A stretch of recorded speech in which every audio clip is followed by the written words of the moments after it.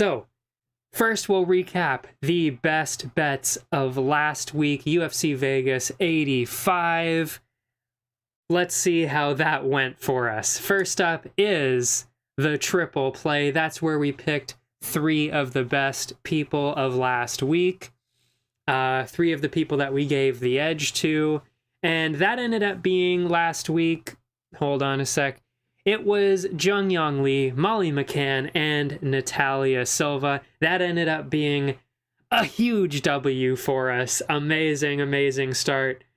That was the only good part of the betting for us last week, but it was still a W. I'll take it. And that brings us to 6 and 7 with the triple play, which really in terms of parlays, it's actually really not that bad. I mean, 6 and 7 for 3-leg parlays.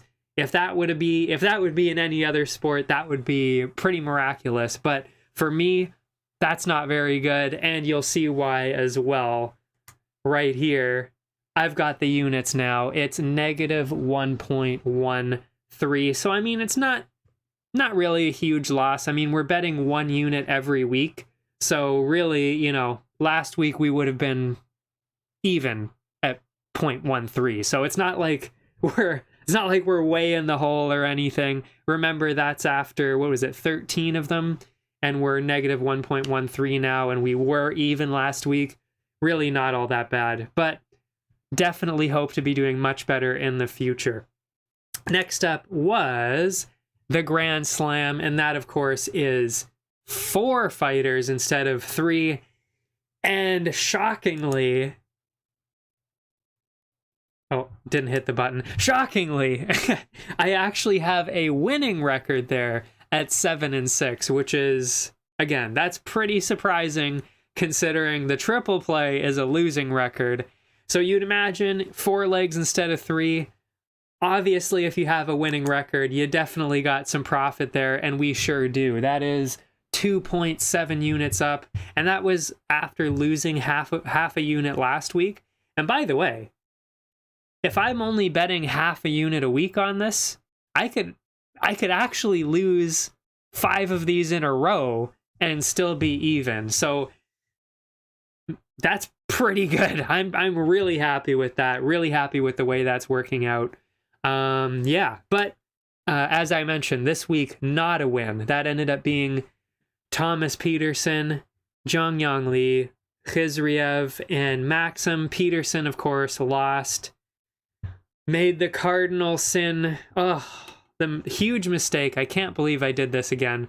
I'll get into it more later with the sniper pick, but huge mistake there. Jung Yong Lee, W. Knew he was going to take us the win. He should have really been the sniper pick, and I was really thinking that.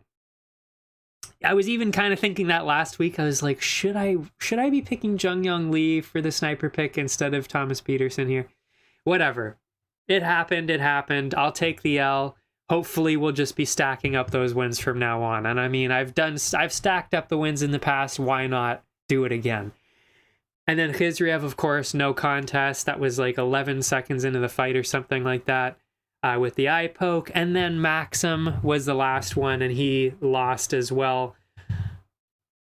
Yeah, I don't know. There's not really too much to say about that. I figured that was going to be one of the tougher ones. I even did say I was really mainly choosing him because he was undefeated, and Charles Johnson has not been good in the past. So yeah, that's why he was only in the 4-leg and not the triple play and not really anything else. But yeah, so that was an L, and of course that, but it doesn't matter because we're still in the green. So I'm all okay with that. Next up was, by the way, this was clunkier than the first time I did it. This was a lot smoother when I streamed this the first time, but it's okay. I digress. Next up is the top dog. That is where I pick the best underdog of the week. A tall task to do, but not for this guy because we've got a great winning record of 9 and 4, and that was actually after a loss last week because I went with the Doberman himself, one of my favorites, Drew Dober. Sadly did not get the win, but it was a pretty close fight. He had a lot of chances. I think he got a knockdown in there. He definitely stumbled him a few times. Very close fight. Really just couldn't overcome the grappling, so he got pinned down a couple of times there, and we took the L. But again, 9-4, I will take that any day of the week. That is amazing for picking underdogs. It's so amazing, in fact, that it is by far my best category at 6 units up. 6 units up, which means, I mean, like I said, I could lose the next 6 in a row and I would be dead even, because I only put 1 unit on this every single week. So I could not be happier with this, truly. Nothing else to say. Super, super happy with that. And that brings us to the sniper pick. Yikes. Yikes. We've been having a couple of problems with this. I think, honestly, and this is where I said I was going to get into it a little bit. This was Thomas Peterson. I don't want... I might have gotten a little bit cocky. Maybe that's what it was. Because again, I said this in the stream that no longer exists because I deleted it. But I did at one point have over 20 sniper picks in a row. So truly, I really do not take very many L's in this. But now, since I've started doing this on this show, I've struggled a little bit. 9-4, that is honestly terrible for me. That is painful to see. I was truly hoping to be at about 10-2, 11-2, 12-3, you know, somewhere around there. So seeing a 9-4, which was the same record as the underdogs, not good. Not good in my mind at all. And up until last week, we were almost even. We were at -0.5, but because we put 7 units down on the sniper pick, because that's what the sniper pick is, it's all confidence, all balls to the wall.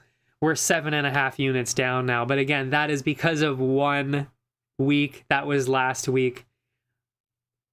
I fucked up. And the part where I fucked up is I had this rule, the cardinal rule, the golden rule, or maybe the blue chrome rule, I don't know, is you do not pick the sniper pick when they are making their debut. You do not make the sniper pick somebody making their debut. And that's exactly what I did. I put Peterson in there. He was making his debut against Pogues. Didn't really know, you know, you never know how good these guys are. Made the dumbest mistake. I said I would never do it again, and I did it. And I paid the price. That's what happens. So seriously, this time, fucking drill it into my head. I will not be making that mistake again. Unless it's like a Bo Nickel type, in which case it's like, okay, you know what? They're going to win no matter what. I'll give it to them. But if it's anybody else other than somebody like that, they're not getting the sniper pick on their debut. Huge mistake. And it cost us. I mean, now we're 7 units down because of that. Brutal. Absolutely brutal. But the benefit of the sniper pick is that because I win them so much, it actually is very easy to stack those units back up. And hopefully we can get that going again this week. Because if we don't, I've got a real problem. But I've also never lost 2 in a row. I've never lost 2 sniper picks in a row. I don't plan to start now, knock on wood. Hopefully I didn't just jinx myself there, but yeah. And that brings us to an all-time total of... I mean, no need really for the fireworks, but I like it anyway. 007 himself. I'm James Bond. Bond. James Blue. No. Beard. Bluebeard. 007. I mean, it's a little bit of profit, not much really, but again, considering I lost 7.5 units last week, you can tell I was in the green. I was 7.5 units up, and now here we are, you know, 007. We'll just, I mean, it's basically a clean restart. That's really all I've done. I've just cleaned the slate, wiped it clean. We're now at 0, so there we go. There you are. You're all caught up. This is the beginning of the rest of your life. That's a RuPaul lyric. I love Drag Race. Anyway, so those are the best bets.